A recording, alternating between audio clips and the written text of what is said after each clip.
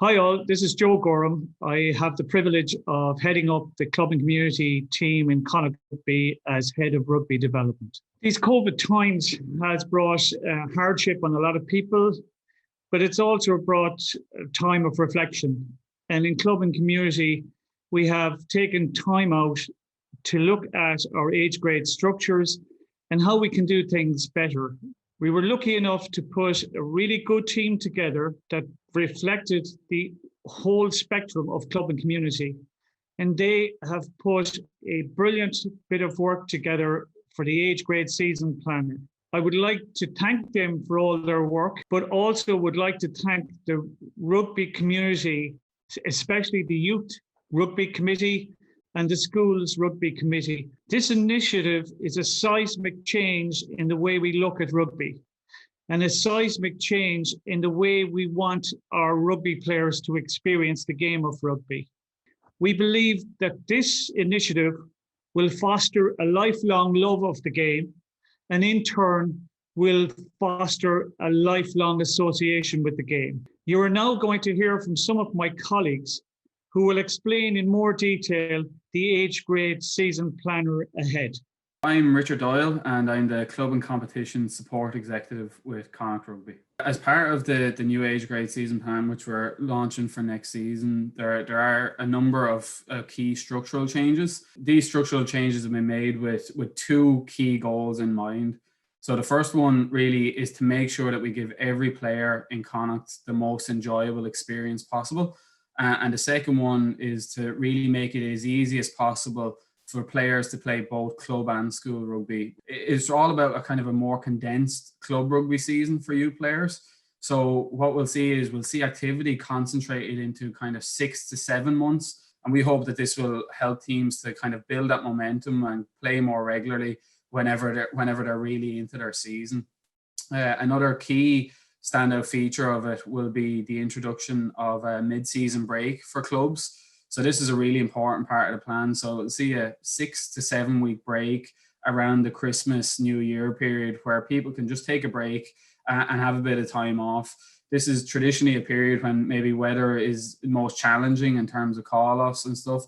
So it's really about just letting people take that bit of a break and then come back refreshed for the remainder of the season. Also, in terms of structural changes within the new season plan, we'll see some really exciting new additions to the season. So these include talent development blocks for age grade squads, participation games for clubs, and end of season festivals for both clubs and schools. Hi, my name is Wendy Hickey and I am the Women's Development Officer for South Connacht. And I'd like to talk to you about the end of season festivals that will be taking place in Connacht. The end of season festivals take place at the final stages for both male and female players in clubs and schools. It is an opportunity for players who aren't involved in cups and plates to be part of a festival and finish off the season on a high. It also wraps up the rugby season for everyone at various age groups, so they can enjoy their break in the off season and look forward to coming back when the season starts in September. There is an appetite amongst the players and coaches in both clubs and schools to be able to offer players the opportunity to play in a non-competitive atmosphere throughout the season. So together with the participation games scheduled throughout the season, these end-of-season festivals complement this new initiative and continue to improve the overall experience for our club and school players in the province. I'm Lyndon Jones, Rugby Participation Manager with Connacht Rugby. There's 5 participation games that have been built into the season for next season. So that will, it's really exciting. It'll bring more regular games to all teams, regardless of how they progress in their cups or what their league position is.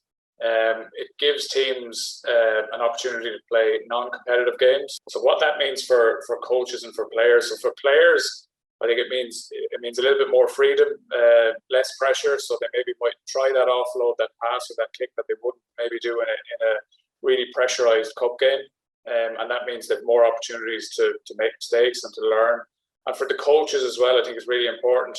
Again, a little bit less pressure might allow them to experiment a little bit more with team selection, tactics, and it also would hopefully mean that they'll be able to share game time more evenly amongst all their players. So they give every player in the squad an opportunity to get a really good stretch of game time throughout their season. And the final thing, I suppose, is the talent development sessions sometimes coincide with participation games. So that means that the 95% of players actually get a chance to continue playing when the 5% are away with the talent development session. Sincere thanks to all our rugby people in Connacht, all the volunteers in clubs and schools. And we really look forward to seeing you all on the playing fields again and actually seeing the Connacht age grade season planner in action.